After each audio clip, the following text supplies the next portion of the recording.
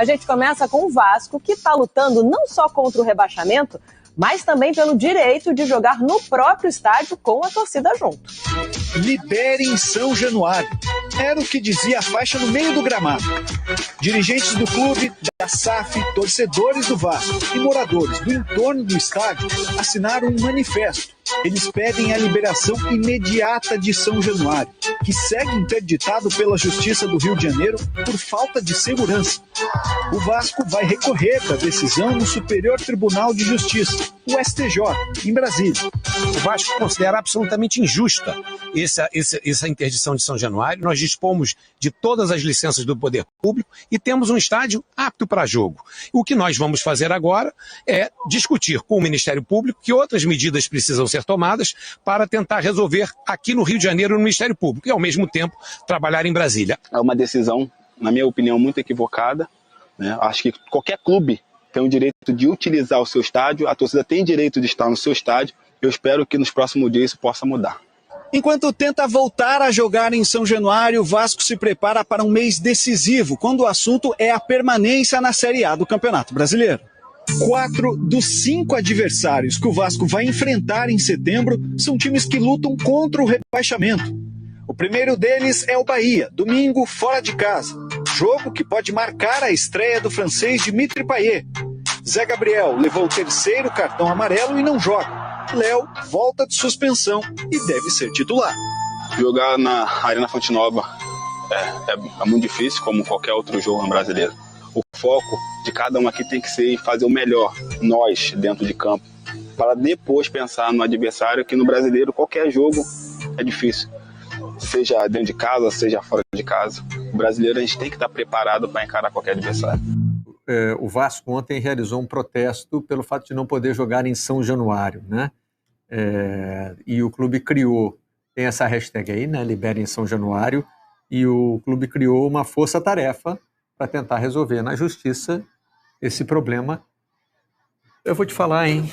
De novo, vou repetir uma expressão que eu repito muito aqui. Eu hesito em usar a palavra inédito no futebol brasileiro, porque né, é um ambiente muito criativo, aí você faz uma busca na internet e acaba achando. Mas o estádio interditado por questões sociais, por questões do entorno, eu não me lembro de ter visto, né?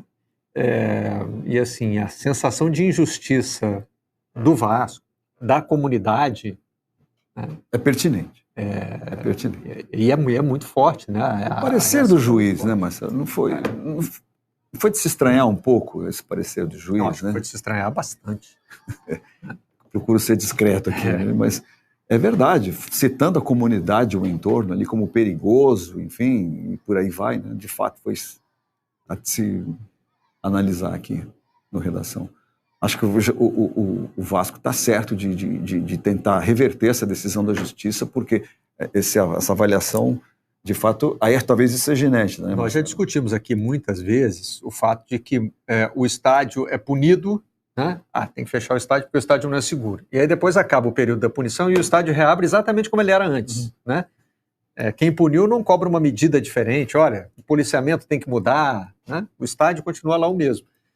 Mas dessa vez parece que está se querendo uma punição definitiva para o estádio, a não ser que ele mude de lugar. Tem que arrancar São Januário dali e botar num lugar com condições sociais diferentes, o que também já traz aí um preconceito embutido, né? Pelo fato de estar naquele lugar, São Januário é diferente, né?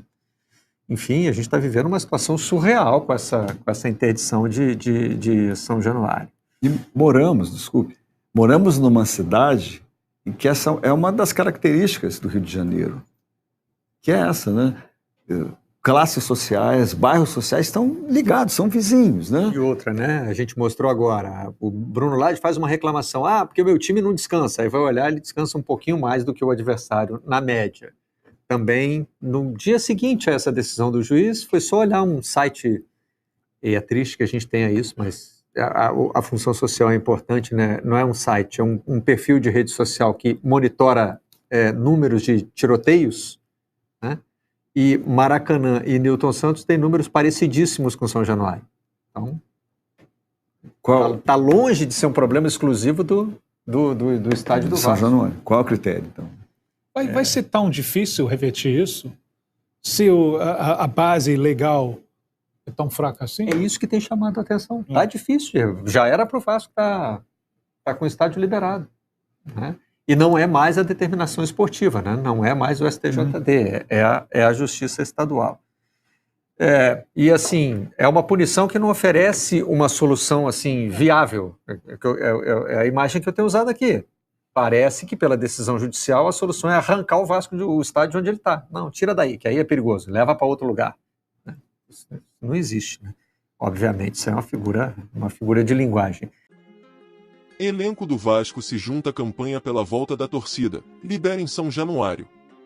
Fala família Cruz Maltina. Se você não quer perder nenhuma notícia do nosso Vascão em primeira mão, já se inscreve nesse canal agora. Os jogadores do Vasco se juntaram à campanha que defende a volta dos torcedores ao seu estádio.